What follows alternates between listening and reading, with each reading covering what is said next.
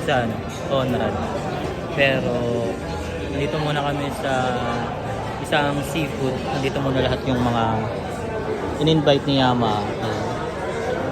So mamaya mga 6:15 hata, diretso na tayo dun sa pinaka inaabangan ng lahat. Kaya mamaya samahan nyo kami. Let's go.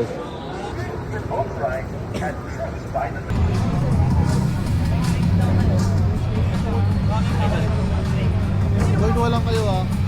Hindi mahiya.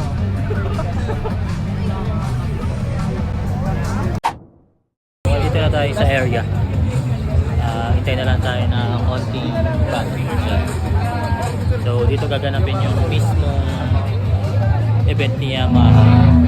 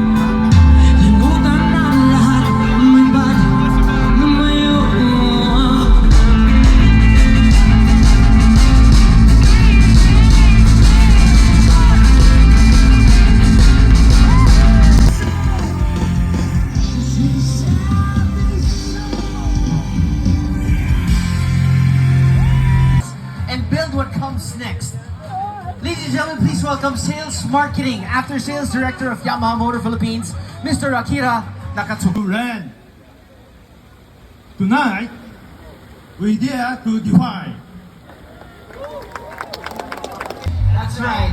Live to Defy isn't just a trick; it's a declaration. Told to us by Marketing Brand Execution Section Senior Manager of Yamaha Motor Philippines, Mr. Tony Acosta. Because with Yamaha, we bleed blue. We break barriers.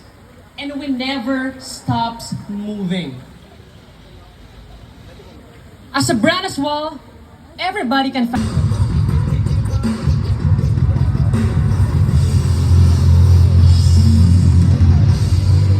End of Feb na, ramdam na natin, no? Yes. Ramdam pa rin natin. Okay, this is a question for both of you, okay?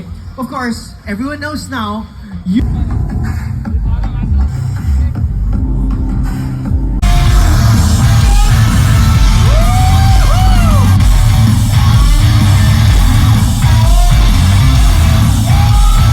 cc motorcycle. Ask me why.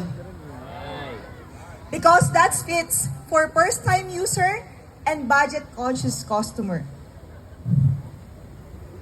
After owning, what's next? As mentioned, equipped with Yamaha Y-Connect. USB ready na rin pala siya.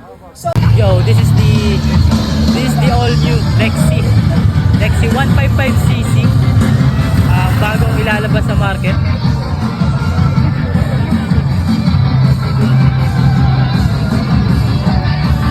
Slim tire pero size 14, slim siya.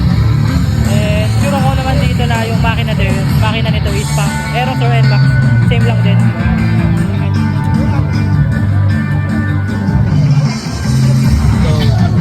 So ayun, it's only 99,000, meron ka ng 155cc na parang 125 look. Kaya this is Yamaha, guys.